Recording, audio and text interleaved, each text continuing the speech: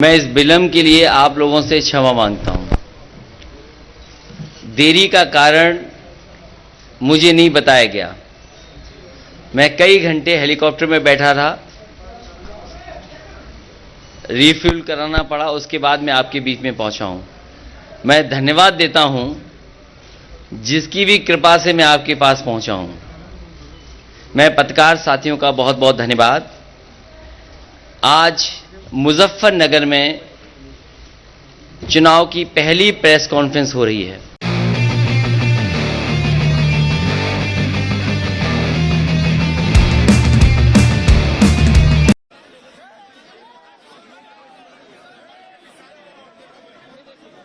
Bharatiya Janata party के लोग पर्चा भी बांट रहे हैं तो कोरोना फैलाने के लिए बांट रहे हैं ऐसे करके। उन्हें ये नहीं पता इलेक्शन कमीशन को ऐसे लोगों को एकदम रोक देना चाहिए जो ये भूल गए हों कि कोरोना फैलता कैसे है। मुझे खुशी है यहां जितने भी पत्रकार बैठे हैं और हम लोग सब जो इलेक्शन कमीशन की गाइडलाइन है उसका पालन कर रहे हैं। मैं जेब में एक पोटली लेके चलता हूं, लाल टोपी और लाल पोटली। ये अन्नदाता के पक्ष में हराने के लिए, उन्हें भगाने के लिए अन्न संकल्प लेकर के चलता हूं। मैं तो कहूंगा पत्रकार साथियों, अगर आप में भी कोई लेना चाहे तो अन्न संकल्प ले सकता है। हम सब तो ले चुके हैं, ले लिया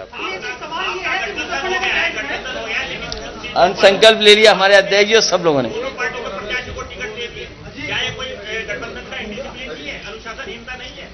कहां पर मार्च में दे दिया आपने, बिजोर में आपने और दोनों ने। ये हम दोनों बैठ करके तय कर लेंगे। ये कब तय होगा? बहुत जल्दी।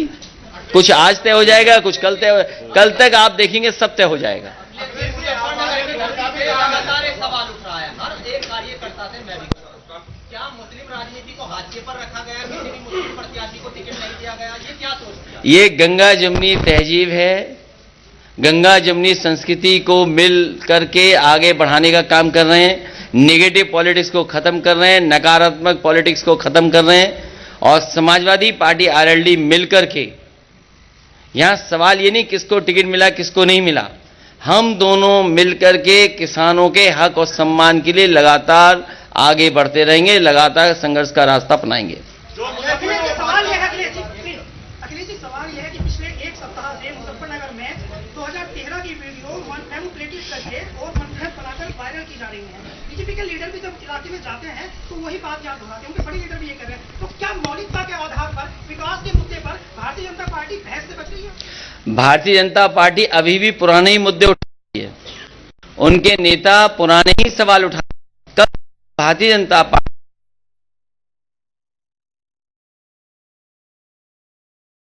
जहां बड़े हैं, आप देखिए क्या हुआ है बिहार में, क्या हुआ है अयोध्या प्रयागराज में, कितने बड़े पैमाने पे नौजवान बाहर निकल करके आए।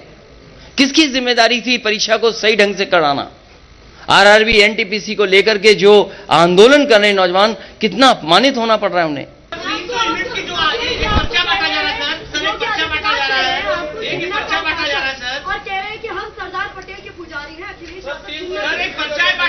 ये प्रिविलेज अगर किसी पर है, किसी के स्टेटमेंट को ट्विस्ट करने का, तो भारतीय जनता पार्टी पर। भारतीय जनता पार्टी कुछ भी कर सकती है, कोई भी ट्विस्ट कर सकती है।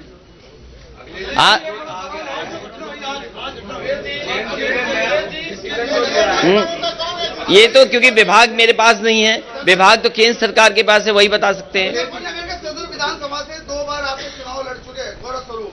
आज उनके भाई जो है पंडित स्वरूप को आपने टिकट दिया है, उनके भाई आज जो है उसमें शामिल हो गए भाजपा में, तो क्या कहेंगे आप?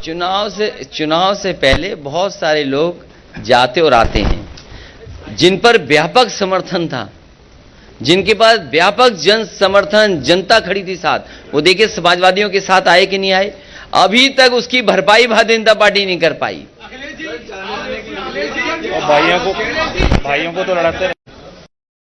एक्सपर्ट हैं, जो जानकार हैं, उनसे राय मशवरा कर करके ये फैसला लिया है कि घरेलू बिजली और आम लोगों के लिए 300 यूनिट फ्री बिजली समाजवादी सरकार और आरएलडी के गठबंधन की सरकार बनने के बाद फैसला लेगी।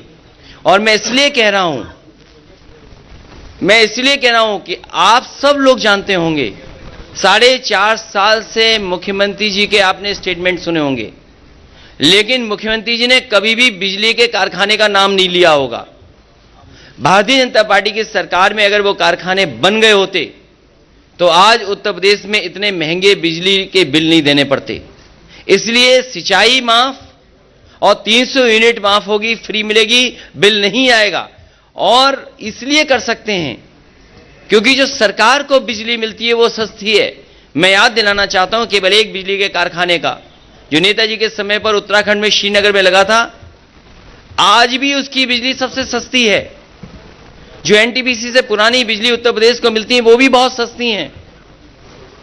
लेकिन भारतीय जनता पार्टी की 2 बार सरकार बन गई, उसके बावजूद भी बिजली का कोटा उत्तर प्रदेश का नहीं बढ़ाया। और जैसे ही समाजवादी पार्टी ने तय किया कि 300 यूनिट फ्री मिलेगी, भारतीय जनता पार्टी ने कहा हम भी बिल आधा करेंगे। तो हम भारतीय जनता पार्टी से कहेंगे कि अगर आज आधा बिल कर रहे हो तो आपने 4.5 साल क्यों वसूला पैसा? क्या आप जनता का पैसा वापस करोगे? और बिजली के कारखाने का नाम अगर एक बार भी सुना हो मुख्यमंत्री जी के मुंह से तो बता दो।